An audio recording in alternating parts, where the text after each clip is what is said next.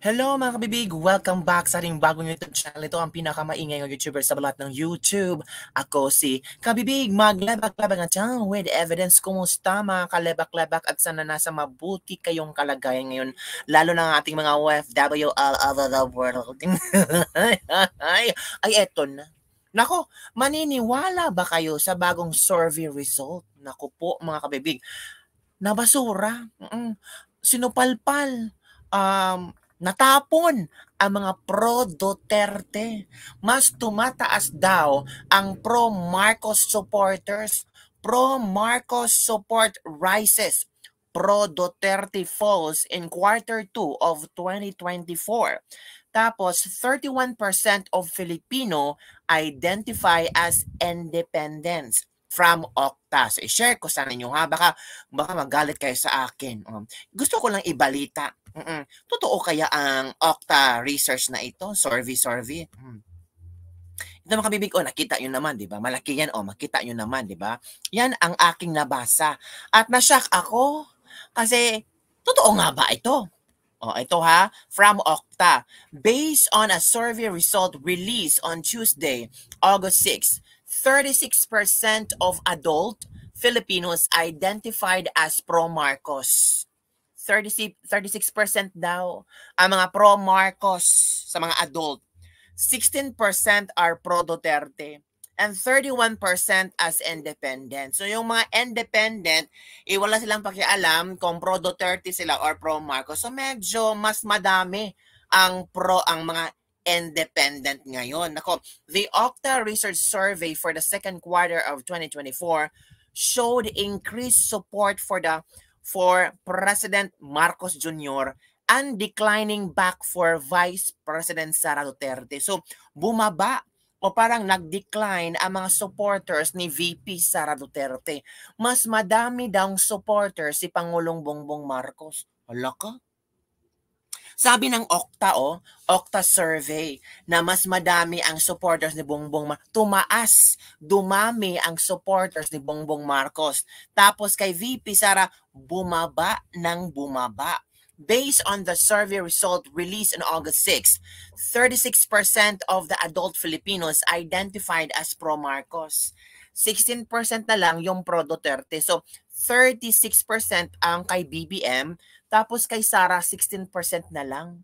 31% as independent. The research showed that pro-Marcos support individual backing President Marcos and his administration increased from 31% in the first quarter, while pro-Duterte, those backing the Duterte family and their allies, decreased from 20%.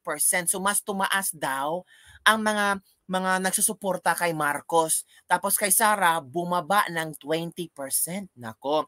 Meanwhile, the proportion of independents, those who did not identify as pro-Marcos or pro-Duterte, mas tumaas ng 2% from previous quarter. So, hindi pa sila makadetect na Duterte pa ako or pro-Marcos. However, this chain remains within the margin of error.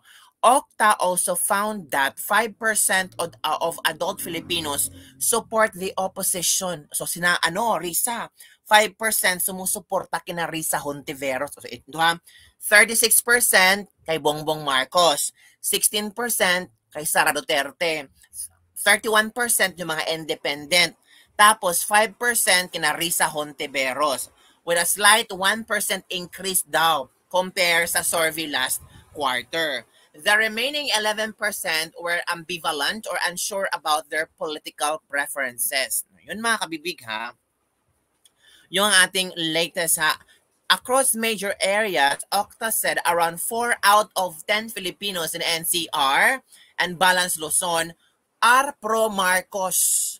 In Mindanao, nearly 3 out of 10 Filipinos, 25%, support Bongbong Marcos. Among socio-economic classes, mas madami daw ang sumusuporta kay Bongbong Marcos, 40% and 37%. In Class A, 25% identify as pro-Marcos. Sa naman, sa kay pro-Duterte sa Mindanao, bumaba daw mga kabibig. Hindi pala, sa Mindanao, 50% ang nag-support kay Sara Duterte. Pero sa NCR ay bumaba ng 7% and 5%. So malakas ang mga Duterte sa Mindanao pero mababa sa Luzon at NCR. Sa Visayas, only 11% identify as pro-Duterte. So yung iba ay pro-Marcos? No, no, no, no, no, no, no, no, no, no. So yun, ano sa palagay yung kabibig? Naniniwala ba kayo sa survey ng Okta? Pro-Marcos support rises mas madami kumpara sa mga pro-Duterte at bumaba daw ang paniniwala ng mga tao, ang support ng mga tao kay VP Sara Duterte. Yon ang gustong ipaabot sa atin ng Okta na pasensya Sara, wala ka ng amor. Wala ka. Yon mga kabibig, parang na-shock naman ako sa report nila. Oy. ay, ewan ko nga mga kabibig. Oy, bakit ito ang mga report nila ngayon? Pero in fairness naman na at least nakabawi si Bongbong Marcos. Pero after ng bagyong Karina, makakabawi pa ba? ay nako mga kabibig, ewan ko nga ba kung ano ang nangyayari ngayon, 'di ba? So ano ang iyong komento tungkol dito mga kabibig na para yatang nawawala na ng gana ang mga netizen, nawawala ng gana ang mga tao kay VP Sara. Hala ka, totoo kaya itong Okta Research Survey? Well, iba't ibang tao, iba't ibang mga 'di ba, paniniwala, paninindigan, 'di ba mga kabibig? At ito pa, mga kabibig ha, ito pa ang ating susunod na balita-balita. Nagtatanong ang mga tao kung gaano ba kayaman si Mel Robles. Kasi si Mel Robles mga kabibig ay kinasuhan niya si Maharlika. At ang lawyer ni Mel Robles ay si Camille Vasquez na sobrang mahal. Ma'am, anong tawag doon? Natural, ito yung lawyer ni ni Johnny Depp, o di ba? Sabi na isang netizen mga kabibig ha. May nabasa ko lang ako ha. Ang American lawyer na si Camille Vasquez ang hawak ng kaso ni PCSO GM General Manager Mel Robles laban sa vlogger na si Maharlika sa kasong defamation. Si Camille Vasquez ay may rate na $800 per hour. Ayaman! $800 per hour ang rate ni Camille Vasquez. So for example, magkaso-kaso, aabot ng 5 oras, so merong 800 times 5 is 4,000 USD. So mga ilang araw pa yung kasuhan. Hindi ang yaman ni Camille. Si Camille Vasquez ay may hawak ng kaso ni Hollywood actor Johnny Depp versus former wife Amber Heard. Minsan ang sinabi ni Johnny Depp na naubos ang pera nito, may panalo na ang kanyang mga puntos sa korte dahil mahal ang lawyer's fee ni Camille Vasquez.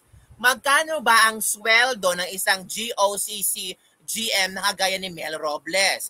Sabihin natin 150,000 per month. Something is not adding up her. Saan kinuha ang pangbayad sa abogado kagaya ni Camille Vasquez? Pera ba ng bayan? Nagtatanong lang naman. Of course, di ba? Sa sobrang mahal ng rate ni Camille Vasquez, $800 per hour, saan kukuha ng pera si Mel Robles? Sabi ng ibang netizen, mayaman naman po si Mel Robles, karma na yan ni Maharlika. Kailangan niyang harapin ang dapat niyang harapin kaso. Ay talaga? So kayo nga, shock ang mga netizen ngayon kung ganun pala kamahal ang tawag dito, ang per hour ni Camille Vasquez. Kung ganun mang kalaki, maghanap talaga ng pera itong si Mel Robles para masustintuhan itong gagawin niyang pagkaso kay Maharlika, 'di ba? So ang tanong is, bakit hindi nag-react si Maharlika? Bakit dinedma lang ni Maharlika itong si Mel Robles? Wala pa akong narinig na komento ni Maharlika sa kaso ni Mel Robles. Hindi ba kaya pinagtatawanan lang ito ni Maharlika? Ay nako. Eto panoorin natin. I'm sure napanood nyo na ito. Itong statement ni press conference ni Mel Robles. Okay, panood tayo kay Mel Robles. Okay? Are you ready everyone? Let's proceed. Live Shamil have decided to file formal complaints of defamation and defamation per se, and false light invasion of privacy against vlogger Claire Contreras alias Maharlika before the Central District Court of California. Above and beyond anything else, these cases about our quest for justice and the defense of our name. So yun na nga mga kibibig. Ang tanong, sino ang mananalo? Mel Robles or Maharlika? Kayo mga kabibig, sino ang paniniwalaan kaya ng korte? Kung kayo ang judge. Ay, kayo pala ang judge. Saan kayo mas maniniwala? Kay Mel Robles or kay Maharlika? Naghihintay ang maraming netizens sa kung ano ang reaksyon ni Maharlika. Pero si Maharlika, deadma talaga. Ay, wala talagang kaapil-apil. Wala talagang kakoment-komento. Deadma as in super deadma. Iba ang pinagtatapik ni Maharlika ngayon. Itong si Kathy Binag na mga exclusive na mga pasabog niya. Tinapik ba niya si Mel Robles? Hindi. Dinedma niya. Ang sabi ni Maharlika, kung ako si Maharlika, keber ako sa dyan. Marami nang kinaso sa akin. Come on, give me more. Baka ganon ang sinasabi ni Maharlika. Pero I'm sure naman, nakahanap na rin si Maharlika ng lawyer na pangsagot naman sa ikakaso ni Mel Robles. In fairness ha, mayaman si Mel Robles. Sino bang masasabi na hindi mayaman? Kasi si Camille Vasquez daw, 800 per hour ang anong fee niya, yung lawyer's fee. Meron pa mga fee na ang dami, no? So for example, sinabi ko sa inyo, kung for example in a month 5 times silang mag-hearing, so tapos 2 hours or 3 hours, so for example 2 hours, so 1,600, 5 times, naku ang yaman, mga ano ba, mga magkano ba, oy once, basta ang bugo-bugo ko naman ang math, di ba? So i-check natin ha. So for example 1,600 2 hours no times 3 times, so 4,800 a week or a month. Diba? Depende talaga yan sa korte. Kung gustong madali ang matapos, so mas maraming court hearing, diba? So ganun kayaman si Mel Robles, mga kabibig. Ang tanong ng maraming netizen, sino ba ang nagsusuporta kay Mel Robles? Bakit ganito kayaman si Mel Robles? Diba? So sabi ng iilan, hindi ba pwedeng magbigay ng salin si Mel Robles? Kasi naging general manager siya ng PCSO. Hindi ba pwedeng tingnan natin ang asset and liabilities ni Mel Robles? Hala ka! Yan ang tanong ng mga netizen. Hindi ba pwede government o ang gobyerno daw? Tingnan po natin ang salin ni Mel Robles. Baka may makita tayong kanais-nais at kaganda-ganda. Nako po, mga kabibig. Yon ang sinasabi ng mga netizen. Ito naman, ang sinasabi, he should for that suit personally because Republic is not suing for libel. Onion skin, boo! Sabi ni Rowena Guanzon. Hala, binu ni Rowena Guanzon. Sabi ni Rowena Guanzon ha, he should for that suit personally because the Republic is not suing for libel. Onion skin, boo! Napasa na po yung proposed budget executive department sa Congress. Ask the Chinese to check for you. Melyonario at Lesa 45. Panakot lang yang para tumahimik si Maharlika. Mapatahimik naman kaya. Sabi dito, who else? I guess one of the loan debtors daw. Ano ba kayo? Mayaman si Mel Robles. Melyonario nga po si Mel Robles. Sabi ng ibang netizen. Robert Tinglao raises valid question about the cost and funding of the suit filed against Maharlika in the U.S. Transparency is the key. Who is funding this expensive legal action and which U.S. law firm is handling the case? The public deserves the answer. So yun na nga mga kabibig. Huwag nyo dang loko-lokohin ang mga tao. Who's paying for this suit? Expensive to do that in the U.S. Please give us the name of the U.S. law firm. Yan ang reaksyon ng mga maraming netizen. Ito pa immaterial, Your Honor, who is paying you? It's a better question. Kung yung lawyer ni Johnny Depp nang kukunin ng ganun pala kayaman si Melyonario talaga, edi si Robles, sino? Bakit ako kung ako may pera ng ganun, tapos sirain ko, idemanda din kita kahit nasaan ka. Akala nyo immune dahil nasa US? Oh, sabay-sabay sila maging milyonaryo. Oh, di ba? Yun ang mga ko. He can afford. He is, after all, milyonaryo. Now, Maharlika can prove her expose and also those Sokmed influencer back her to support Maharlika. If she has no concrete evidence on these videos, Maharlika should pay for it in the jail. We are all after the truth. Tinglaw na chismis daw. The US is very serious in implementing the First Amendment rights. Let's see if this case will prosper, and if does not, and if it does, it will become a precedent for anybody offshore to sue a US citizen. But let's step back a little bit. Isn't this what the PH did with the Marcoses before? Oh. So yun mga kabibig, yun ang mga komento ng mga netizen. In Southern California, the duration and cost of a libel or defamation case can still vary significantly based on several factors, including the complexity of the case, the jurisdiction, the parties involved, and whether the case goes to the trial or settled out of court. Ang tanong, sino ang nag-back up kay Mel Robles? Nako mga kabibig, malalaman natin ang tanong. Sasagutin ba ito ni Mel Robles, mga kabibig? Maghintay-hintay tayo, baka later on may pasabog si Maharlika tungkol sa kaso niya. Baka naghintay lang si Maharlika ng mga more information, more reliable sources para siya Maharlika na ang mag-share sa atin ng mga information tungkol sa kaso niya. But as of the moment, tahimik talaga si Maharlika. Hindi siya nagsasalita, walang komento, deadma, basta work lang si Maharlika sa kanyang vlogging at sa kanyang pag-expose kasama si Kathy Binag, mga kabibig. Nako, ano ang iyong komento tungkol dito?